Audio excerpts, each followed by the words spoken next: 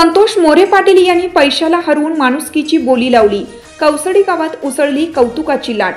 हनुमान मंदिर सभागृहाच्या हराशीमध्ये समाजसेवेचा संदेश। पाटील यांच्या उदात्त विचारांनी गावकऱ्यांची मने जिंकली। जिंतूर तालुक्यातील कौसडी येथील हनुमान मंदिर सभागृहाच्या वार्षिक हराशीची बोली रविवारी मोठ्या उत्साहात पार पडली। समाजकारणाची ओळख असलेले गावचे सुपुत्र संतोष मोरे पाटील यांनी या बोलीत समाजहिताचा संदेश देत सहभाग घेतला। त्यांनी 1,62,000 इतकी प्रभावी बोली लावून सर्वांचं लक्ष वेधून घेतलं। मात्र अखेर एका अन्य व्यक्तीने त्यापेक्षा जास्त रक्कम बोलल्याने सभागृहाचा ताबा त्यांच्या हाती गेला। तरीही गावात संतोष मोरे पाटील यांच्या समाजाभिमुख विचारांची आणि उदात्त भूमिकेची जोरदार चर्चा सुरू आहे। पाटील यांचा हेतू स्पष्ट होता।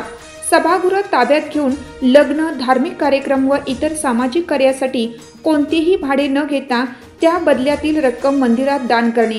त्यांच्या या उपक्रमामुळे गावातील गरीब व सर्वसामान्य कुटुंबांना मोठा दिलासा मिळाला असला तरी या हराशी प्रक्रियेदरम्यान तातेराव बारवकर, यशवंतराव देशमुख, लिंबाजीराव इखे, बाळासाहेब बहिरट, चंद्रकांत कुलकर्णी, मधुकर बहिरट, माणिकराव बहिरट, बाळासाहेब मोरे, आनंद हराडे, आनंद शर्मा, मुजाहिद कादरी, मनोज बुधवंत, अनवर बेग, गोविंद घुगे, इम्रान शेख, भारत जीवने, बुवाजी जीवने, संजय शिंदे, गोविंद बारबुंड, ज्ञानेश्वर जीवने, पाशा पठाण व शाकीर पटेल आदी उपस्थित होते।